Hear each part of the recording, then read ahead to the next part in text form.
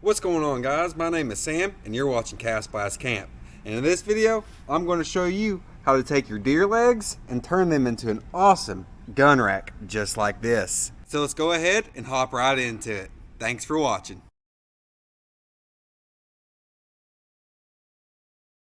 So this has been soaking in water with vinegar, distilled vinegar, a 4-to-1 ratio, 4 parts water, 1 part vinegar, just to help with any odors and to soften up the skin to make it easier to remove off the bone. I'm going to be using a box cutter or a razor blade style knife. Also, I might be using this X-Acto knife to do a little bit of the finer work when it comes down to the hooves. Okay guys, so I do have to say, if you're not able to get to the legs right away, bare minimal, you're going to want to put them in an airtight, liquid tight container and freeze them. If you have enough time to skin the legs, you can skin them off the bone and salt them also if you can't get to it right away. I made the mistake of leaving them on ice for a little bit too long, which made a couple of small patches of fur slip off the hide, but it wasn't a whole lot, so I was still able to salvage the hide. But if you're going to do this, you want to get to it as soon as possible, and if you can't, you're going to freeze it or salt it. So let's get on with the process.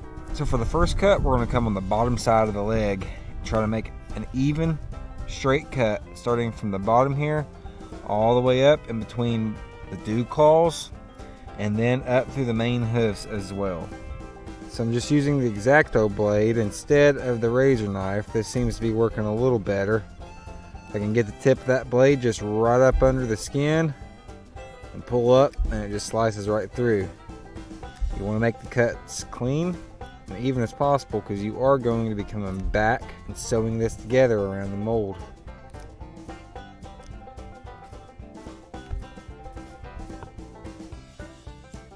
I'm just trying to keep my cut centered as possible.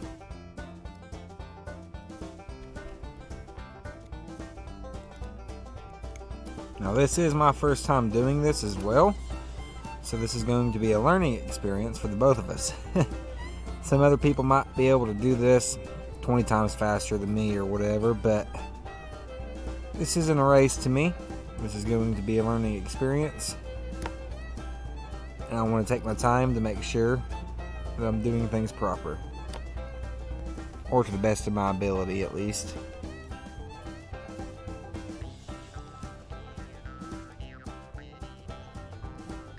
We're cutting straight through the middle of the dew claws, and now we're cutting through the middle of the main hoof. We're going to cut all the way through, around up to the front part, around here. There is going to be some knuckles where the hooves attach to the bone that we'll have to get in and cut those out, and that'll free up the hooves from the bone.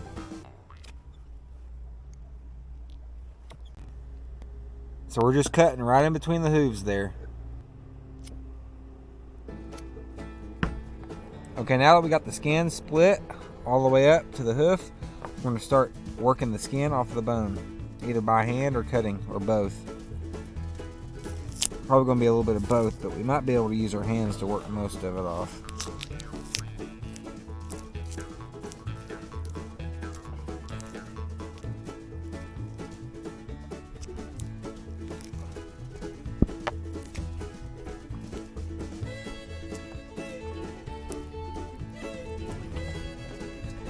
Alright, now we have worked the skin and the hide all the way up to the dew claws.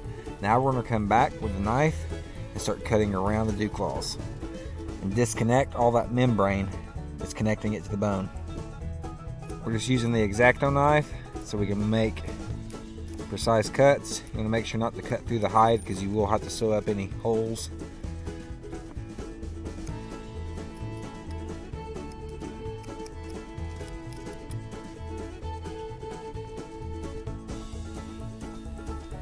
Basically just want to cut along the natural connections.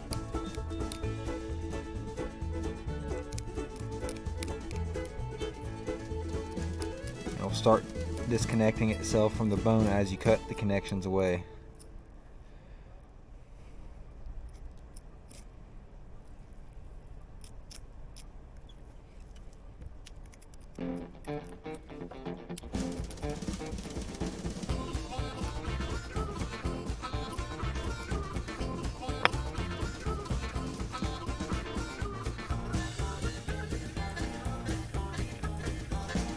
Okay, we have one dew claw freed up. Now I'm going to free up the other one.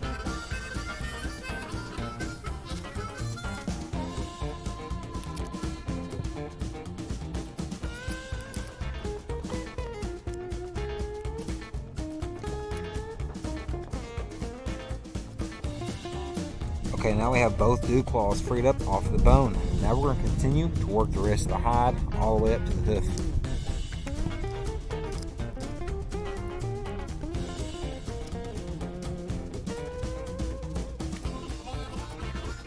Using one hand to pull back on the hide, the other hand to lightly cut the connective tissue away from the bone.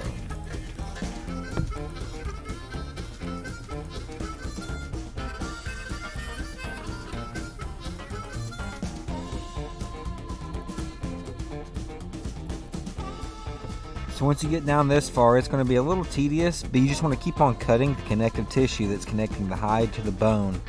The hoof will split in two, and you will have to work on the inside of the hoofs. You just want to be careful to try not to cut any holes through the hide itself. But anything that's connecting the hide to the bone, you want to cut it out or cut it away or cut through it so the hide can be pulled all the way down to the hoofs. Once we get down to the hoofs, we'll have to disconnect them at the joint where they connect to the leg bone, and then they will be free.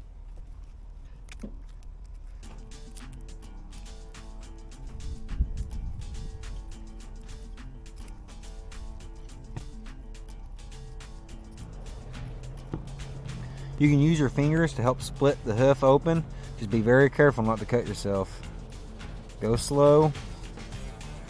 And if at all possible, try to cut away from your fingers.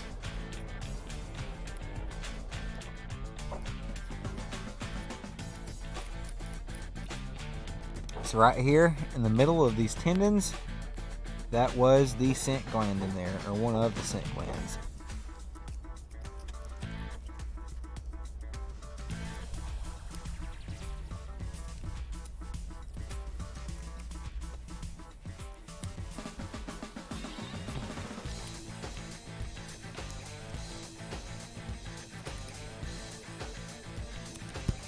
So this is going to be the tedious part. I'm just going to continue to work the hide up to the base of the hoof. There's going to be a bunch of different connections in here. And there's going to be a lot of little cuts you're going to need to make to free the hide up off of the bone. But it's basically like the rest. You just cut right where the hide meets the bone. Cut through those connections, but don't cut through the hide itself.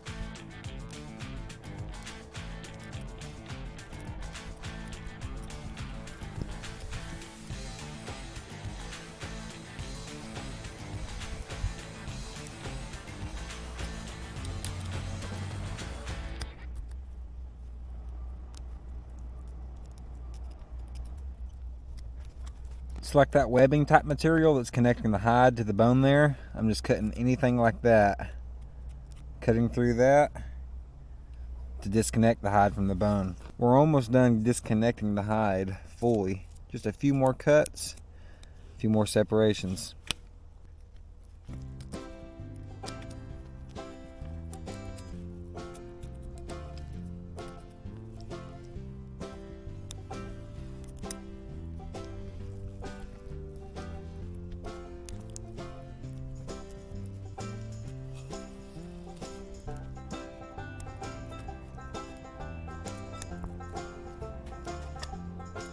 It's a little hard to see with the lighting, but right down in here is going to be a joint that connects the hoof to the bone right here. We're going to need to disconnect the hoof right here at the connection.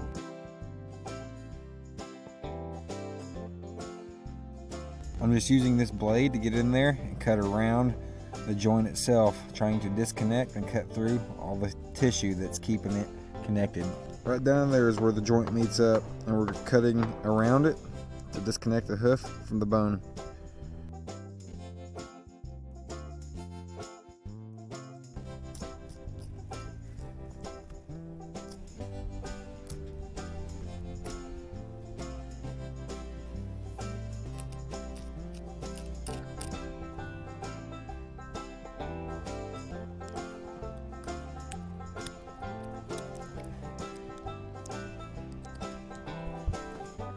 So right now I'm just pulling the hide back away from the knuckle, cutting the connective tissue. There's the knuckle right there. We're freeing it up pretty good.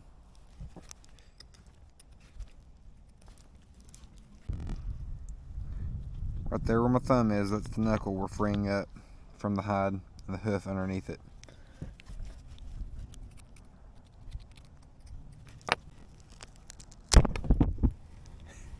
That was a little rough, but we got it off. And there is one hoof freed up. Now we're going to do the same to the other side, and I'll show you guys the next step. Alright, and just like that, we have both the hooves, both the dew claws, and the leg hide disconnected from the bone.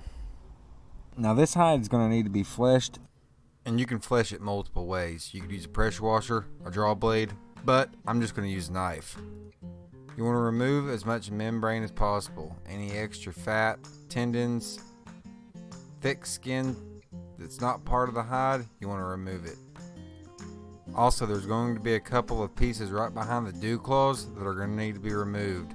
I'm not sure if it's cartilage or bone, but either way, you cut down into it and then you cut it off. It goes down into the dew claw, sort of like a knuckle or a ball and joint. I find that using a sharp, fresh blade on an X-Acto knife is best for this fine work. It's basically like removing anything else from the hide though. You just cut through the connections, work it down to the socket, and then cut around the socket.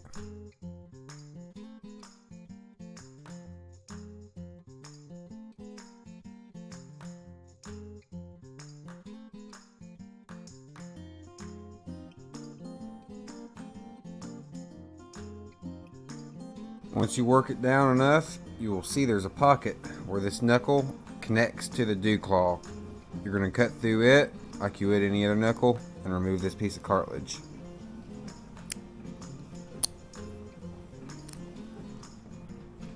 Once you've cut enough of the connective tissue off, you might be able to disconnect the rest just by your fingers. There's just a little piece connecting it. We're going to cut through that and this will be off. Alright, that is the little knuckle behind the dew claw. Now you're going to do that to the other dew claw as well. Now we got both dew claw knuckles removed. Now we're just going to remove the rest of the excess flesh and any fat material.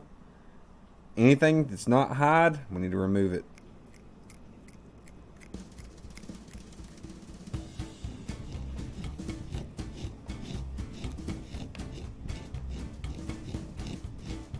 So this is pretty much how you want it.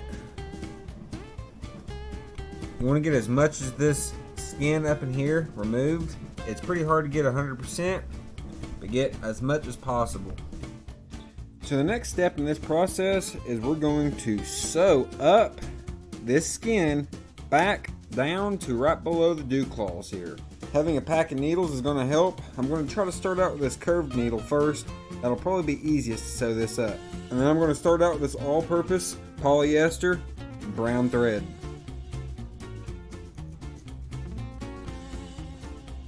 Once you have this section sewed up, it is time to apply some borax. Borax is going to help preserve this hide and dry it out the rest of the way. You want to rub it in the full hide, and you want to get it down in the hoof cavities as well. You can use your finger to help pack it down in there. Work it all in, all around. Next, we're going to take our foot forms and begin to get them inside of the hoof.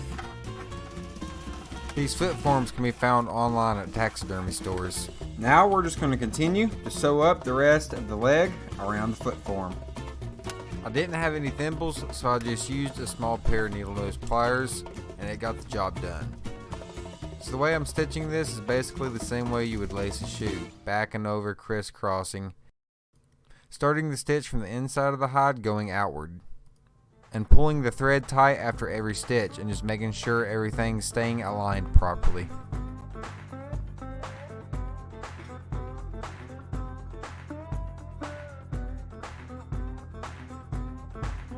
Once you have stitched it all the way to the end of the foot form, you want to take the thread and then and wrap it around the threaded stud and tie it off.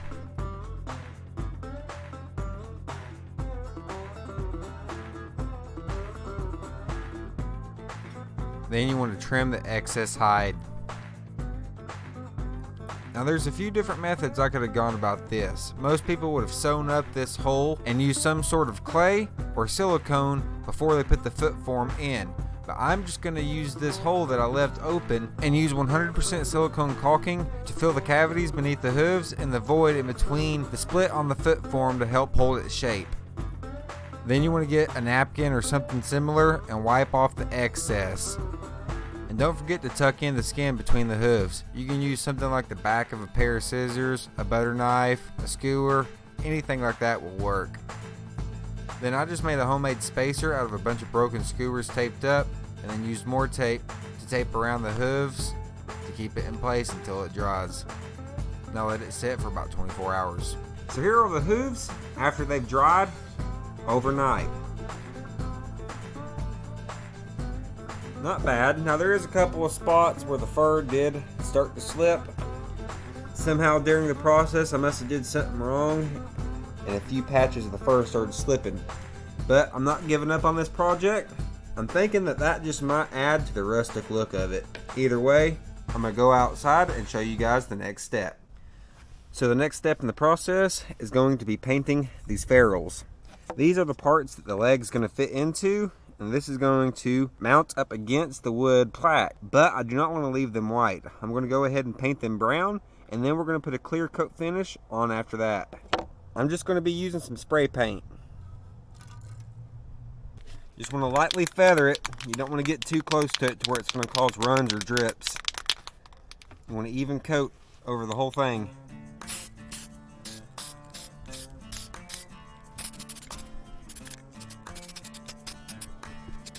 Alright, so we have one coat of paint. I'm going to let this dry, put on a second coat, and then I'm going to put some matte clear enamel on it just to protect it.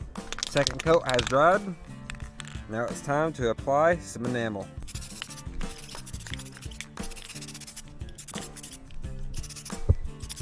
The enamel will help protect the paint for the long run. So now I'm going to let it sit out here and completely dry. The next step is going to be to drill holes in this walnut wood plaque. This is the plaque that the deer feet are going to be attached to. The way we attach the deer feet to the plaque is we drill a hole right about right there. Then this little piece is going to go down into that drilled hole, and those little spikes are going to get hammered down into the wood, and on the inside of it has threading, and that's what that's going to thread onto after our ferrules are dry and we put these in the ferrules. So I'm going to come straight down from this tip about 2.5 inches, and then straight down from this tip about 2.5 inches, and drill our holes.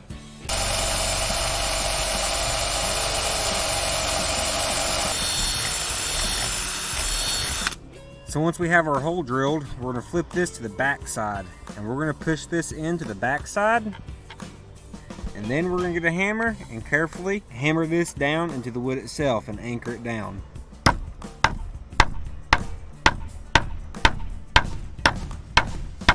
Alright, just like that, the mount is anchored into place. Now I'm going to do the same for the other side. Also, another quick side note, I used a little bit of super glue just on the tips of the hooves to bring them together to make them more natural. And that'll keep them together and make it look more natural like they are when they walk out in the wild. Sometimes they will get splayed, but most of the time they look like they're together. So I just put a little dab of super glue on the tips there. But we are almost done. The ferrules are now dry. The holes have been drilled and the hardware has been installed. So we're going to start by taking the ferrule and putting the leg form through the ferrule, just like that. And then you'll just twist it on. Now we're going to do the same thing to this side.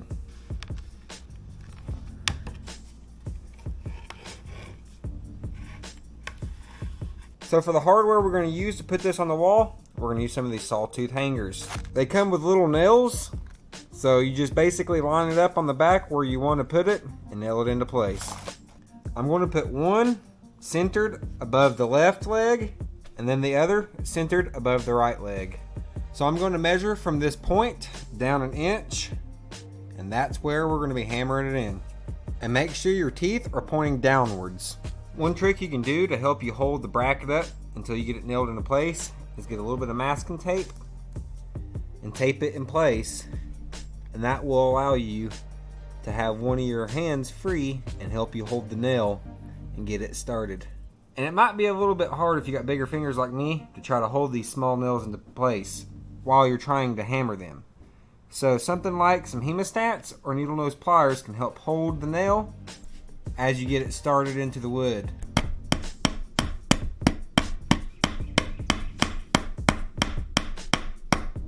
I'm going to get this hanger nailed in the rest of the way and then do the same thing to the other hanger and then show you all the end product. And this is how it should look after you're done mounting your sawtooth hangers. Not wobbly, level, firm, ready to go on the wall. Alrighty guys, and there we have it. There is our deer hoof gun rack. Now take it outside and shake all the borax off and you'll be set.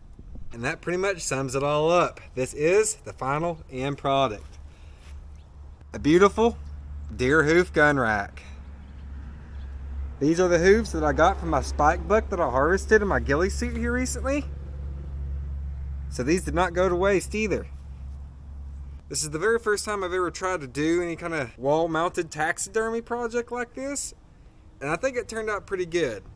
I think I made a couple of mistakes along the way, but definitely I've learned from them, and my next one's going to be even better. The mount is nice and strong and sturdy, ready to go on the wall, ready to hold a shotgun, a rifle, or a bow. You can even use this as a hat or a coat hanger if you really wanted to, or you just leave it bare and have it for a nice wall piece.